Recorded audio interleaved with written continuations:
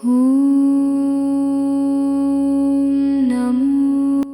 શ્રી તુલસીપત્રમ ચેનલમાં હું અપર્ણા આપ સૌનું સ્વાગત કરું છું.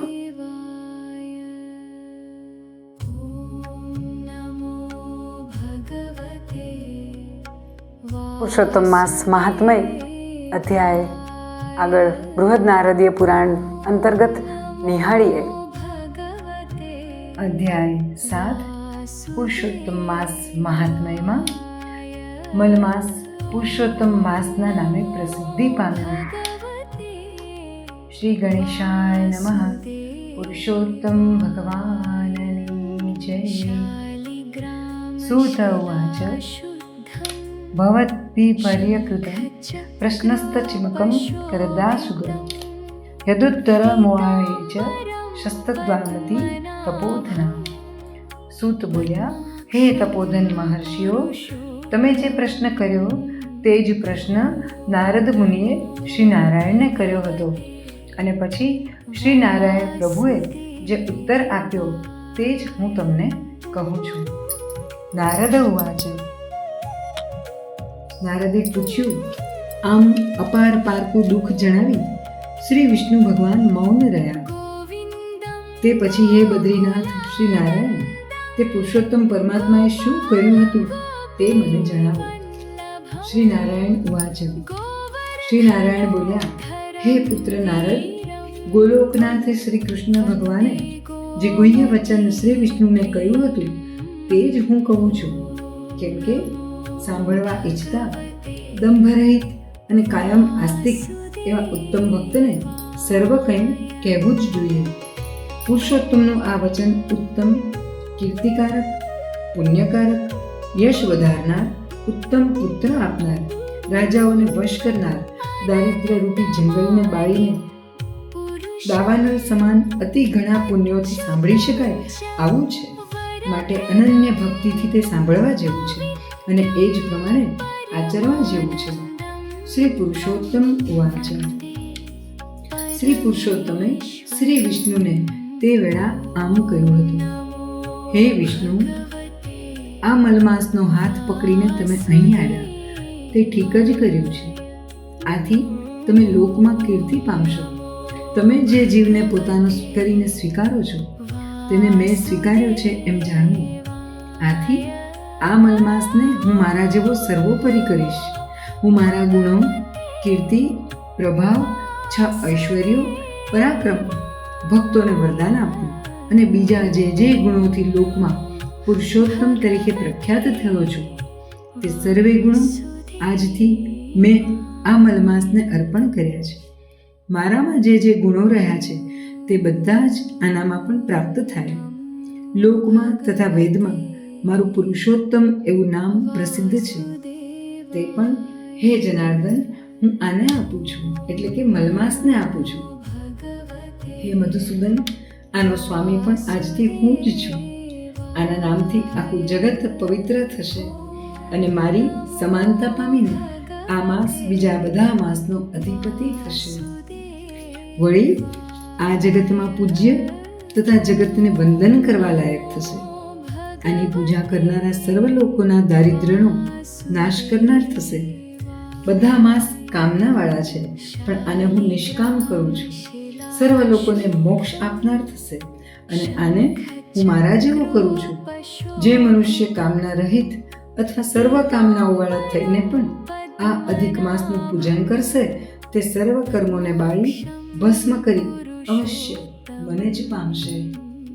મહાભાગ્યશાળી સંન્યાસીઓ, બ્રહ્મચારીઓ તથા બીજા મહાત્માઓને જેને માટે આહાર રહિત તપશ્ચર્યા કરે છે, દ્રઢ વ્રતો ધારણ કરે છે, ફળ, પાંદડા તથા વાયુનો આહાર કરે છે, કામ તથા ક્રોધનો ત્યાગ કરે છે, ઇન્દ્રિયોના સમુદાયને જીતે છે, ચોમાસાના સમયમાં આશ્રય રહિત ખુલ્લા વનવગડામાં પડી રહે છે, ટાઢ તડકો સહન કરે છે અને બીજા પણ અનેક પ્રયત્નો કર્યા કરે છે, તો પણ હે ગરુડધ્વજ, તેઓ મારા અવિનાશી પરમપદને પામી શકતા જ નથી. પરંતુ જેઓ આ પુરુષોત્તમના ભક્ત બને છે તેઓ તો માત્ર એક જ માસમાં ઘડપણ અને મરણથી રહિત તે પરમ પદને અનાયાસે પ્રાપ્ત કરે છે. આમ સર્વ સાધન કરતા આ શ્રેષ્ઠ છે. સર્વ કામનાઓ તથા અર્થ સિદ્ધિઓને આપનારો આ માસ થશે. તેથી આ પુરુષોત્તમ માસનું જ અવશ્ય સેવન કરવું. જેમ ખેડેલી જમીનમાં વાવેલા બિયા કરોડ ગણા થઈને વધે છે, એમ મારા પુરુષોત્તમ માસમાં કરેલું પુણ્ય કરોડ ગણું થઈને વધી જાય છે.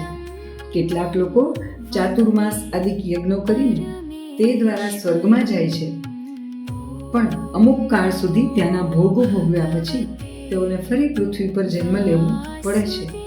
પણ જે મનુષ્ય વિધિ પ્રમાણે આદરથી પુરુષોત્તમ માસનું સેવન કરે છે, તે પોતાના કુળનો ઉદ્ધાર કરીને અવશ્ય મને પ્રાપ્ત કરે છે.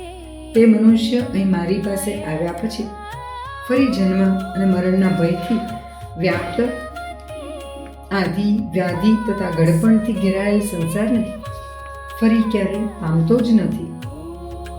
કેમ કે જેને પામીને ભક્તો ફરી સંસારમાં પાછા ફરતા નથી, એ જ મારું પરમધામ છે. આવું વેદ વચન સત્ય છે, તે અસત્ય કેમ થાય? આ માસનો અધિપતિ આજથી હું જ થાઉં છું. આને હું જ પ્રતિષ્ઠા પમાડું છું અને આને પુરુષોત્તમ એવું મારું નામ પણ હું જ અર્પણ કરું છું.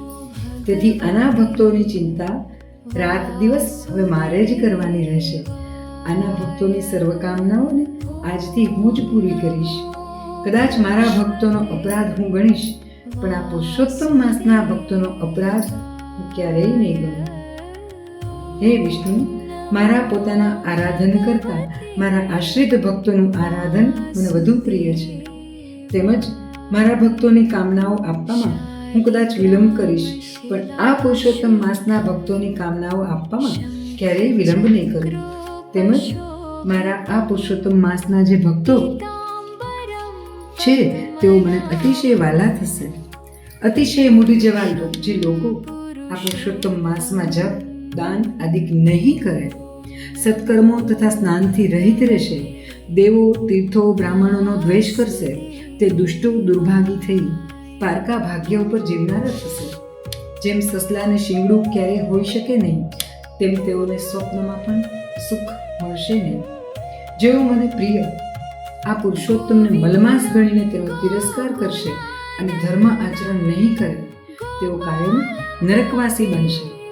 જેઓ દર ત્રીજે વર્ષે આ પુરુષોત્તમ માસને પ્રાપ્ત કરીને ધર્મનું આચરણ કરશે નહીં, તેઓ કુંભીપાક નામના નરકમાં પડશે.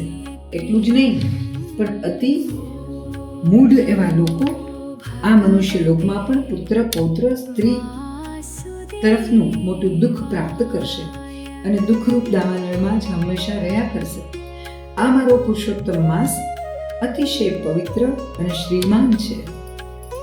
છતાંય જેઓના અજ્ઞાનથી એમનો એમ ધર્માચરણ રહિત તે જતો રહેશે, તેઓ સુખી કેવી રીતે થશે?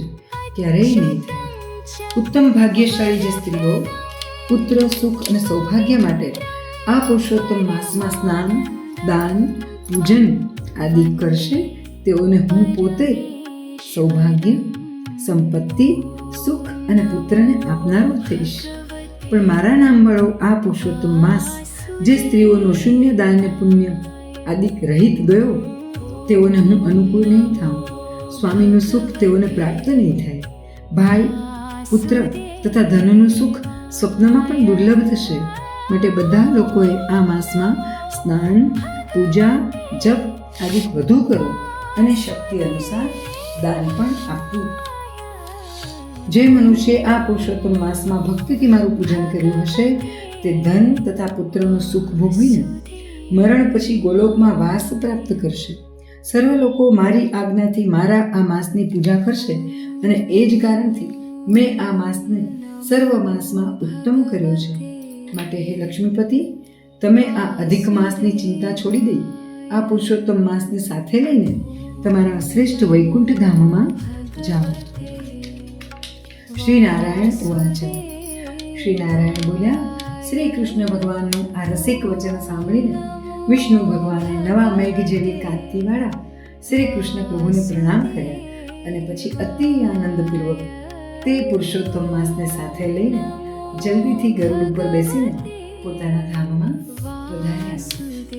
ઇતિ શ્રી બૃહદ નારદીય પુરાણના પુરુષોત્તમ માસ મહાત્મ્યમાં શ્રી નારાયણ નારદ સંવાદમાં મલમાસ પુરુષોત્તમ માસને નામે આ નામનો 7મો અધ્યાય સમાપ્ત. પુરુષોત્તમ ભગવાનની જય. તો ફરી મળીશું આવા જ નવા વિષય વિડીયો સાથે. અત્યારે રજા આપો. આપણું અને આપણા પરિવારનું જતન કરવાનું ભૂલતા નહીં. મારી ચેનલને લાઈક કરજો, શેર કરજો, સબસ્ક્રાઈબ કરજો. આવજો.